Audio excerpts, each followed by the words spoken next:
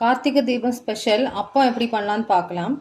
இப்போ வந்துட்டு 1 கப்பு பச்சரிசி 2 மணி நேரம் நல்லா தண்ணியில் ஊற வச்சு நல்லா தண்ணியெல்லாம் கழுவி நல்லா தண்ணியெல்லாம் போக மிக்சி ஜாரில் எடுத்து அது வந்து எல்லாமே அரைக்கணும். என்னென்ன அரைக்கணும்னு பார்க்கலாம். 1 கப்பு பச்சரிசி, அப்புறம் 3/4 கப்பு வெல்லம். வெல்லம் நல்லா சூடு பண்ணி அப்படியே கொஞ்சமாக தண்ணி ஊற்றி நம்ம நல்லா ரொம்ப பாகெல்லாம் ஆக வேணாம். இந்த அளவு இதில் ஊற்றுற அளவு தண்ணியை அப்படியே எடுத்து வடிகட்டி அதையும் ஊற்றிருக்கேன் வெல்லத்தை.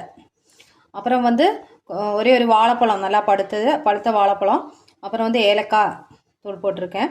அது வந்து கொஞ்சம் 2-3 மணி நேரம் நல்லா மிக்சியில் அரைச்சிட்டு 3 மணி நேரம் நல்லா ஊறணும். நல்லா மாவு இந்த மாதிரி பொறன்னு வரணும். பணியாரக்கல் வந்து ஆயில் ஊற்றிருக்கேன். கொஞ்சம் அதிகமாக நெய் ஊற்றினா கூட நல்லா டேஸ்ட்டாக வரும். நெய்யும் கொஞ்சமாக ஊற்றிருக்கேன். அப்புறம் வந்து இந்த மாவு பாருங்கள், ரொம்ப தண்ணியாகவும் இருக்கக்கூடாது, ரொம்ப கெட்டியாக இல்லாமல் கொஞ்சம் ஊற்றுற அளவு பாகத்துக்கு நம்ம சூடு பண்ணிட்டுருக்கோம். இப்போது கல்லை ஊற்ற போகிறோம்.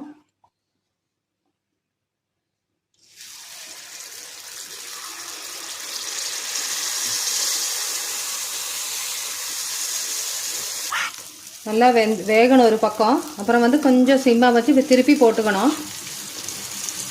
ஆயிலும் இல்லை நெய் தேவையான போட்டால் நல்லா டேஸ்ட்டாக இருக்கும்.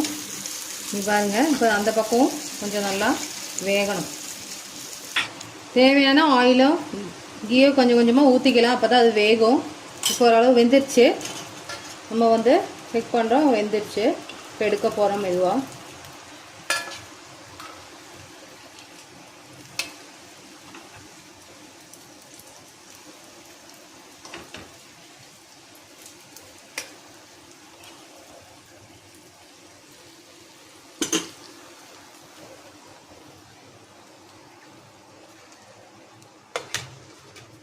இங்கே பாருங்கள், அப்பம் ரெடி ஆயிடுச்சு. நீங்களும் கார்த்திகை தீபத்துக்கு அவல் பொரி அப்போல்லாம் ட்ரை பண்ணி பாருங்கள்.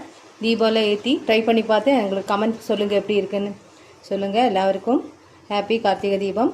தேங்க்யூ.